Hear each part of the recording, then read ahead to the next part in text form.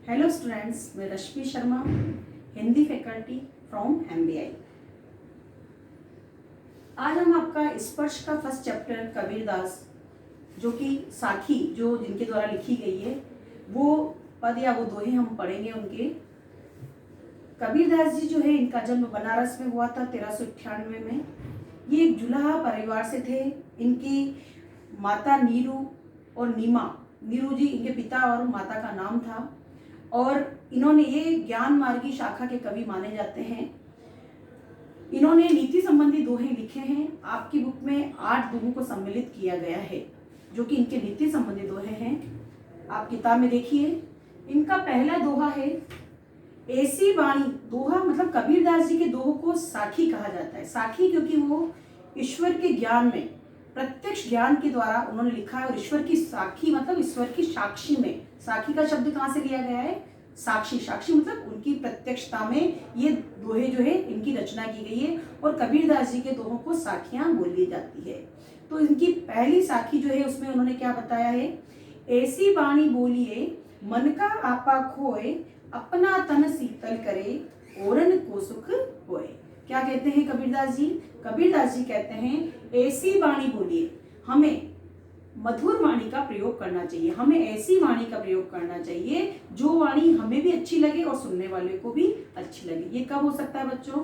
मन का आपा खोए, जब हम हमारे मन के अहंकार को, अपने मन के अहंकार को वश में करके, जो गंदे शब्द हैं उन शब्द को जब हम अपने वश में कर लें तो हमारे मुंह से हमेशा क्या निकलेंगे? अच्छे शब्द निकलेंगे। जब हम अच्छे शब्दों का प्रयोग करेंगे तो अच्छी वाणी निकलेगी और वो वाणी हमें भी अच्छी लगेगी और दूसरों को भी अच्छी लगेगी। इसलिए कबीरदास जी कहते हैं अपना तन शीतल करे, औरन को सुख होए। वो हमें भी शांति प्रदान करते हैं और दूसरों को भी शांति प्रदान करते हैं। तो हमेशा हमें मीठी वाणी का प्रयोग करना चाहिए।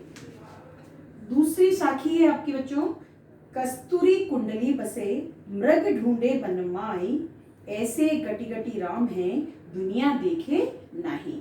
कबीरदास जी कहते हैं कस्तूरी कुंडली बसे। ये साखी जो है एक मृग को लेकर के लिखी गई है।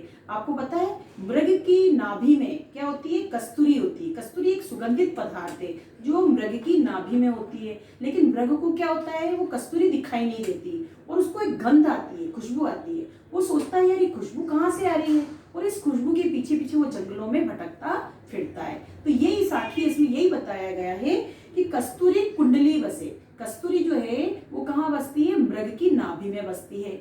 मृग ढूंढे बनमाई, और मृग क्या करता है? पूरे जंगल में इधर से उधर भटकता फिरता है।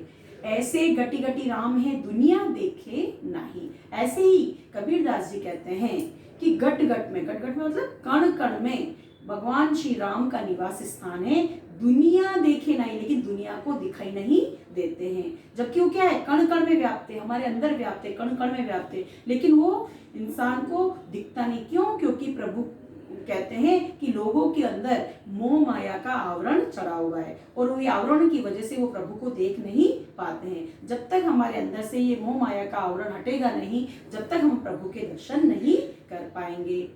तो इसमें हमें कबीरदास जी ने यही सलाह दी कि हमें ईश्वर की भक्ति की तरफ ध्यान लगाना चाहिए और हमारे अंदर की बुराइयों का त्याग करना चाहिए।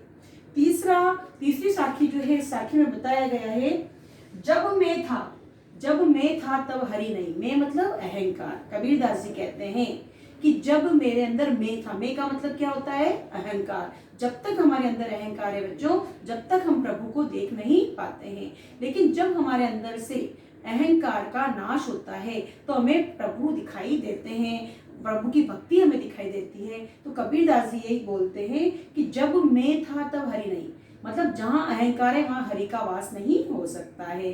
तो कबीरदास जी कहते हैं हमारे अहंकार का त्याग करके ही हम प्रभु की भक्ति कर सकते हैं। जब तक हमारे अंदर अहंकार रहेगा हम प्रभु को नहीं देख पाएंगे।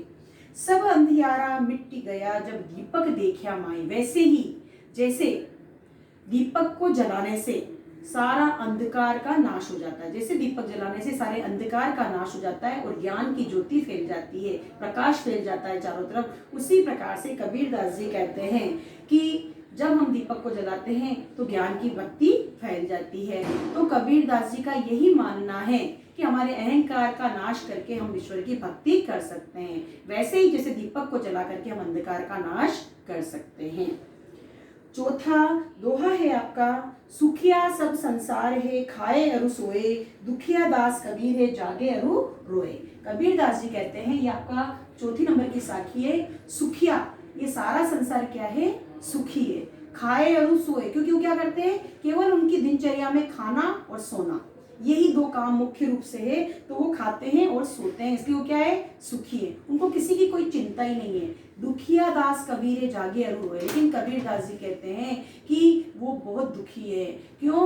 दुखिया दास कबीर है, वो क्या करते हैं, जागते हैं और दुनिया की मन स्थिति को देख करके वो दुखी होते रहते हैं और वो रोते हैं और सोचते हैं कि ये इंसान जो है बिल्कुल भूल गया है कि हमें ईश्वर की भक्ति करनी चाहिए, क्योंकि ईश्वर का नाम ही बच्चों जो है हमारे साथ जाता है, अंत में कुछ नहीं जाता है। ये धन दौलत सब यहीं रह जाते हैं, केवल एक ईश्वर का नाम है वही हमारे साथ जाता है।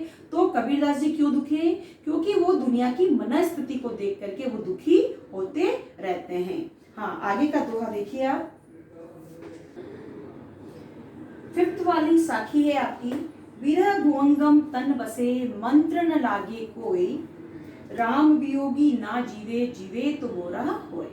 कबीरदास जी इस साखी के माध्यम से बताना चाहते हैं कि हमें ईश्वर की भक्ति करना चाहिए और ईश्वर की भक्ति जो करता है उसके ऊपर किसी भी प्रकार के मंत्र का प्रभाव नहीं होता है। वो कहते हैं कि लोग आजकल क्या होते जा रहे हैं, विरह, विरह मतलब व्यक्ति के अंदर एक दुख है, कष्ट है। विरह का मतलब होता है दुख और कष्ट। तो वो कहते हैं विरह भुवंगम, भुवंगम का मतलब होता है सांप, सर्प, तन मतलब शरीर के अंदर।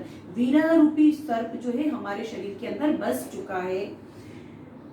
मंत्र में लागे कोई, और इस मंत्र को, इस सर्प को बाहर निकालने के लिए हम कितने ही मंत्र का प्रयोग करें, ये विरह रूपी सर्प हमारे शरीर में से निकलता ही नहीं है। वैसे ही जैसे हमारे अंदर लोभ मोह क्रोध वगैरह हमारे शरीर के अंदर समा जाते हैं, उसको निकालने के लिए हम कितना ही प्रयास करें, वो हमारे शरीर से नहीं निकलता है। तो वो कहते हैं कि विरह भुवंगम तन बसे, विरह रूपी सर्प वो हमारे शरीर के अंदर बस चुका है। लाख प्रयत्न करने के उपरांत भी, कितना ही मंत्र लगा लो, जाड़ा फूका कर लो, लेकिन वो सर्प हमारे शरीर में से निकल ही नहीं सकता है। राम वियोगी ना जीवे, जीवे तो बुरा होए। असली वियोग तो भगवान श्री राम का वियोग है। जो भगवान श्री राम के बिना नहीं रह सकता है वही असली वियोग है।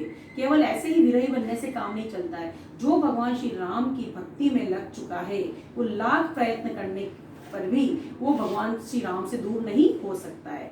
और उसके ऊपर कितना ही मंत्र का प्रभाव करो, वो भक्ति वो कभी छोड़ नहीं सकता है। और अगर वो भगवान श्री राम के बिना रहने की कोशिश करता है तो उसकी स्थिति कैसी हो जाती है बच्चों, पागलों जैसी हो जाती है और वो जी नहीं पाता है।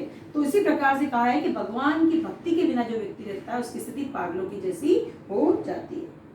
अगला आपका 6th नंबर का जो साखी है वो है आपकी, निंदक नेड़ा राखिए, आंगन कुटी बधाई, बिन साबन पानी बिना, निर्मल करे सुभाई। वो कहते हैं निंदक नेड़ा राखिए, निंदक मतलब निंदा करने वाले व्यक्ति को, नेड़ा मतलब नजदीक रखना चाहिए, क्योंकि वो पास में रह करके क्या करेगा बच्चों, हमारी बुराइयों से हमें अवगत कराएगा कि आपके अंदर ये कमी है, और हम उसकी बुराइयों को दोस्त मान करके हम उसकी बुराइयों को सुनेंगे और हमारी बुराइयों को दूर करने का प्रयास हम करेंगे।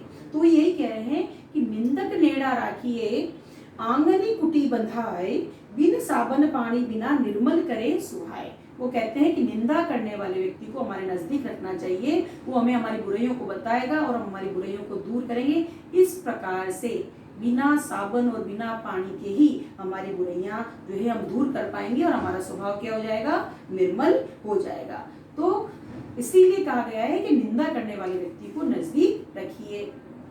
अगला आपका अगली साखी है 7th नंबर की, जो है पोथी पढ़ी पढ़ी जग मुआ, पंडित भया न कोई, एके असीर पीऊ का पढ़े सो पंडित होए। पोथी पढ़ी पढ़ी जग मुआ, सारा संसार ये सोचता है, पोथी मतलब किताबें, किताबें पढ़ करके सारा संसार सोचता है कि मैं विद्वान बन गए। नहीं, किताबें पढ़ने से कोई विद्वान नहीं बन जाता है। पोथी पढ़ी पढ़ी जग मुआ, पंडित भया न कोई, लेकिन कोई भी पंडित नहीं बन पाया। जिसने एक अक्षर पीयू का, शील मतलब अक्षर, जिसने एक पीयू का मतलब जिसने एक प्रभु के नाम का एक अक्षर भी जिसने पढ़ लिया है, जो प्रभु की भक्ति को जान गया है, जो प्रभु की महिमा को जान गया है, वो क्या है, वास्तव में ज्ञानी है, सही मायने में वही पंडित है। तो केवल किताबें पढ़ लेने से वो विद्वान नहीं बन सकता है, बल्कि प्रभु की भक्ति का एक अक्षर भी जिसने पढ़ लिया है वो क्या बन गया है, पंडित बन गया है। तो प्रभु की भक्ति को कभी त्यागना नहीं चाहिए, ऐसा कबीरदास जी का मानना है। प्रभु की भक्ति हर वक्त करते रहना चाहिए, कभी भी प्रभु से दूर होने का प्रयास ना करें। आपका अंतिम 8th नंबर की जो साखी है वो देखो आप, हम घर जालिया आपना लिया मुरारा हाथी, अब घर जालो तास का जे चले हमारे साथी। क्या कहा गया है, कबीरदास जी क्या बोल रहे हैं, हम घर जालिया, हमने हमारे घर को जला लिया। बच्चों कौन सा घर है ये शरीर रूपी घर है। कौन सा घर है ये शरीर रूपी घर है। इस घर के अंदर कई सारी बुराइयां हैं, काम, क्रोध, मोह, लोभ, है ना, चोरी, झूठ, फरेब, इन सब बुराइयों का हमें क्या करना होगा बच्चों, त्याग करना होगा। तो कबीरदास जी कहते हैं कि हमने हमारे शरीर की जो बुराइयां हैं उस बुराइयों को हमने क्या कर दिया है, इस शरीर रूपी घर की बुराइयों को हमने जला दिया है। लिया मुराड़ा हाथ, मुराड़ा मतलब एक मसाल, एक जलती हुई लकड़ी से हमने हमारे घर बुराइयों को जला दिया है। अब घर जालो तास का जे चले हमारे साथ। अब वो कहते हैं कि हमने हमारी बुराइयों का तो त्याग कर दिया है, जला दिया है उनको, लेकिन अब जो हमारे संपर्क में आएंगे उनकी बुराइयों को भी हम जला देंगे, क्योंकि जो हमारे साथ अंदर ज्ञान का बीज फूटा है वो हमारे संपर्क में आने से दूसरे के अंदर भी वो ज्ञान का प्रकाश हम फैला देंगे। इस प्रकार से हम हमारे साथ चलने वालों की बुराइयों को भी जला देंगे, उनके घरों को, मतलब उनके अंदर जो जलने वाली जो बुराइयां हैं उन बुराइयों को भी हम जला देंगे, नष्ट कर देंगे। इस प्रकार से ज्ञान का प्रकाश चारों तरफ फैला देंगे, ऐसा कबीरदास जी का मानना है। और वो यही कहते हैं कि इस प्रकार से हमारे साथ में रहने वाले जो गलत व्यक्तियों हैं उनकी बुराइयों को हम हटा सकते हैं, अपनी अच्छी संगति के द्वारा हम उन बुराइयों को जला सकते हैं। तो बच्चों कबीरदास जी के ये आपके 8 दोहे थे। इन 8 साखियों का भावार्थ आपको अपनी कॉपी में करना है। इसकी PDF हम आपको पहले भेज चुके हैं, इसके क्वेश्चन आंसर आपने कर लिए हैं, और जिसने नहीं किए हैं वो भी इसके क्वेश्चन आंसर कर लेंगे, और एक्स्ट्रा क्वेश्चन भी आप बनाने की कोशिश करें। अगले सेशन में हम अगला चैप्टर पढ़ेंगे। Thank you.